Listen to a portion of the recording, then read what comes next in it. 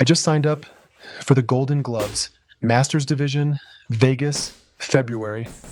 I'm 42 years old and haven't competed in 14 years. This is either the smartest thing I've ever done or the most insane. I have a wife, 2 kids, a mortgage in the suburbs, and I tore my meniscus last month. Something in me said, sign up anyway.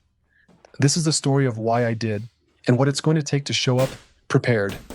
I grew up watching boxing, my brother and I, mid-90s, weekends, glued to the fights, and it got me early. But not for the reason most people think. I was a chess player, and I saw boxing as chess.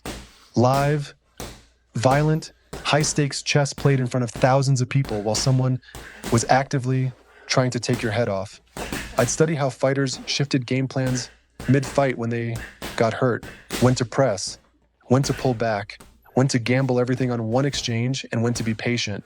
Pernell Whitaker, De La Hoya, Bernard Hopkins, Mayweather. I watched these guys for hours. And the older legends, Duran, Sugar Ray Robinson, Marvin Hagler, Titans, every one of them. I could watch them all day. There's a warrior spirit that comes out of a man in a boxing ring, but it only works if the mind is working right. That combination of violence and intelligence, I've never seen it anywhere else in sport. So at 28, I stopped at just watching. I trained for the New York City Golden Gloves. The year before I entered, I took my girlfriend, now my wife, to Madison Square Garden to watch the Golden Gloves championships. And I remember sitting there in those seats, looking down at that ring and telling her, I know if I commit to this, I can be here next year and win. She probably wasn't sure what to say to that. A year later, same building, same tournament. I won the super heavyweight division. Now, for anyone who doesn't know what super heavyweight means in amateur boxing, it's 205 pounds and up, which means you can weigh in at 207 and get matched against a guy who's carrying 270. And that fight happens. But that period of my life, training for and winning that title, I have never felt more alive. I had a real mission in front of me with real consequences. If I wasn't prepared, I was going to get hurt. That kind of accountability changes everything about how you show up every single day. Then life moved forward the way life does. Marriage, 2 kids, a home, a career as a trainer.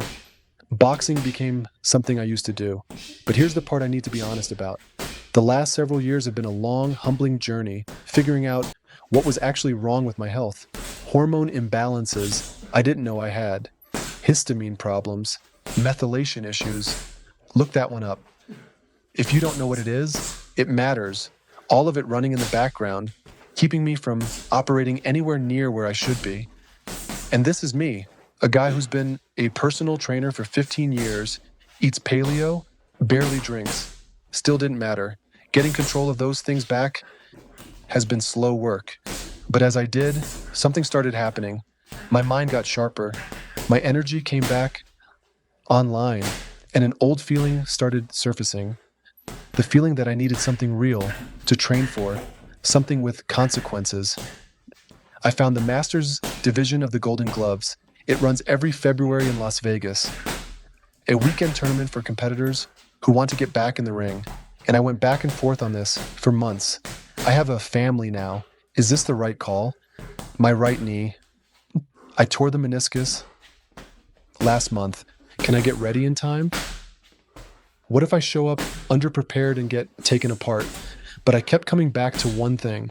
I have always moved better, thought better, and lived better when there is a real goal in front of me. Not a comfortable one. A hard one. One where the work has to happen or the outcome gets ugly. So I signed up, Las Vegas, February. Masters Division, Golden Gloves. Let's find out what I've still got. What you're watching in this video is early. You'll see the stiffness. The conditioning isn't where it needs to be. The sharpness isn't there yet. All of it needs work, and I'm not going to pretend otherwise. But that's exactly why you should keep watching. I'm documenting this whole journey, the training, the setbacks, the grind, and the fight in February. Every step. And I want to hear from you. Are you training in a combat sport right now? Have you competed before? Did you put it down and want to get back to it? Drop it in the comments. I genuinely want to know. Let's get to work. See you in the next one.